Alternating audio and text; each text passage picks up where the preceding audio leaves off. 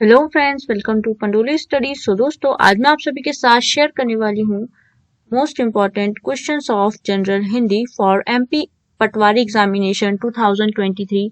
इसे मैं अच्छी तरीके से एक्सप्लेन भी करने वाली हूँ आप सभी को। जो भी हिंदी में टॉपिक है, जो कि जनरली हिंदी के जो टॉपिक्स है वही एमपी एग्जाम में, एमपी पटवारी के एग्जाम में आने वाले हैं। दोस्तों, इसमें बहुत ज़्यादा कोई टफ हिंदी नहीं आती है, जो एकदम सीरियल हिंदी होती है वो नहीं आती है। एकदम जो जनरल हिंदी होती है, जो जनरल इंग्लिश होती है, वही क्वेश्चंस पूछे जाते हैं जो कि हम स्टार्टिंग से मतलब फर्स्ट क्लास से 10th 12th तक पढ़ते आ रहे होते हैं। वही सारी चीजें पूछी जाती है, क्योंकि बेसिक से ही आपको एडवांस की तरफ लाया जाता है। बहुत ही आसान होता है एमपी पटवारी के एग्जामिनेशन।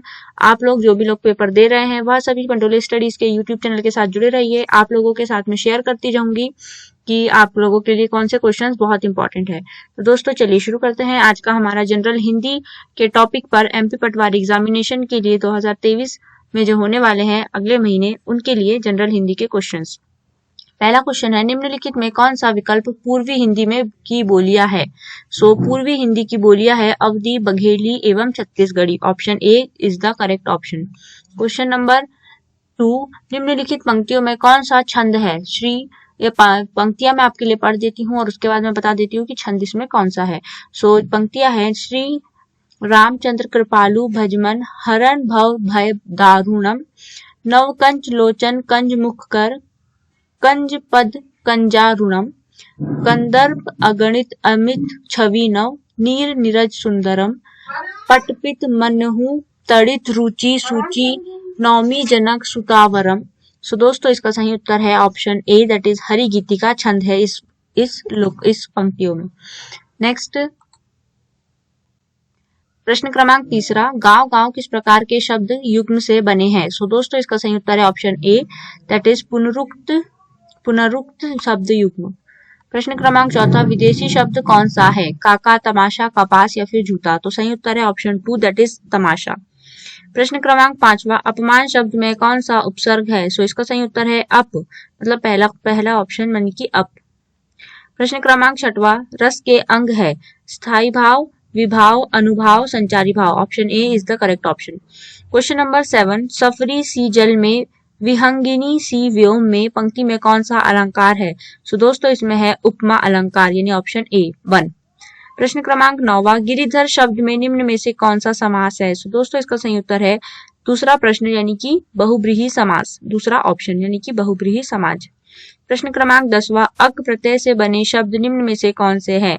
अक्सर, गायक, अर्थात, अकेला। सही उत्तर है दोस्तों, अक शब्द से बने प्रत्यय है गायक।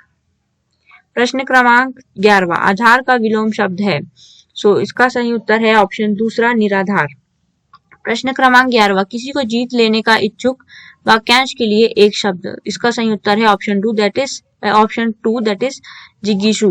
प्रश्न क्रमांक 13, दुरात्मा का संजी विच्छेद निम्न में से कौन सा है। इसका सही उत्तर है दोस्तों ऑप्शन क्रमांक 3, दैट इज डू प्लस आत्मा। प्रश्न क्रमांक 14, सच्चे चरित्र वाला वाक्यांश के लिए एक शब्द क्या होगा। दोस्तों, इसके लिए सही उत्तर है ऑप्शन 3, दैट इज सचरित्र। प्रश्न क्रमांक 15, इनमें से संयुक्त व्यंजन कौन सा है। इसका सही उत्तर है ऑप्शन 3, दैट इज छ। प्रश्न क्रमांक 16, किसी वाक्य में निपात का प्रयोग नहीं हुआ है। किस वाक्य में निपात का प्रयोग नहीं हुआ है। इसका सही उत्तर है ऑप्शन 3, दैट इज मैं कल परिवार सहित घूमने गया।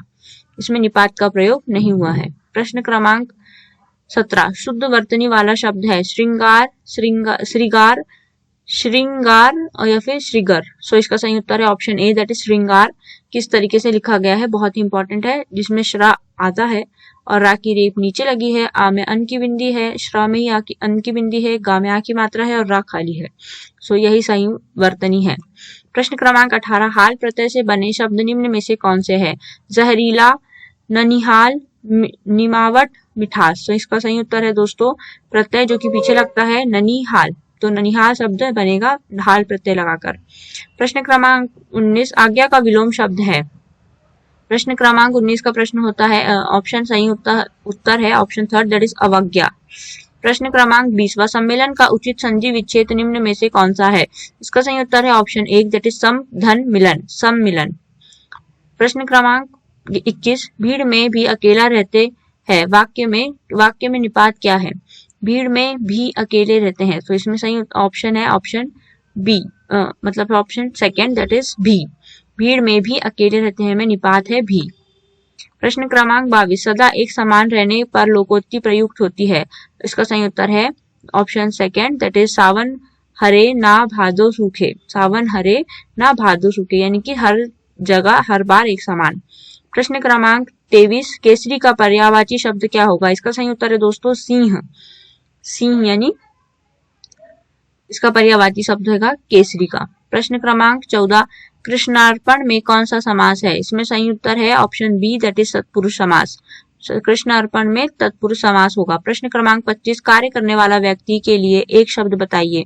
इसका सही उत्तर है कार्यकर्ता। कार्यकर्ता, कार्य करने वाले व्यक्ति के लिए एक शब्द है कार्यकर्ता। सो दोस्तों, जैसे कि आपने देखा आप लोगों को एमपी पटवारी 2023 के एग्जाम के लिए हिंदी में क्या पढ़ना होगा? प्रत्यय पढ़ना होगा, उपसर्ग पढ़ना होगा, कुछ मुहावरे पढ़ने होंगे, कुछ लोकोक्तियां पढ़नी होंगी, कुछ अलंकार पढ़ने होंगे, कुछ छंद पढ़ने होंगे, और कुछ एक वाक्य में मतलब एक वाक्य दीजिए। एक वाक्य के लिए एक जो भी एक शब्द होता है वो दीजिए। इस तरीके का आपको पढ़ना होगा। कोई बहुत ज्यादा कठिन नहीं है, जो आप शुरू से पढ़ते आ रहे हैं हिंदी में, आपको सिर्फ वही चीजें एक बार रिवाइज कर लेनी है, ताकि आप अच्छी तरीके से गो थ्रू कर लीजिए एक बार, और उसके बाद आप अच्छी तरीके से एग्जाम अच्छे से दे पाएंगे। सो दोस्तों, इसी के साथ आप पंडोली स्टडीज के यूट्यूब चैनल के साथ जुड़े रहिए ऐसे ही वीडियोस के लिए, और सब्सक्राइब करना बिल्कुल मत भूलिए। जो लोग ऑलरेडी सब्सक्राइब कर चुके हैं, इस वीडियो को लाइक कर दीजिए दोस्तों। Thank you very much for watching this video. Do like this video, comments on this video, share this video, and subscribe to Pandoli studies, and do not forget to press the bell icon. Thank you.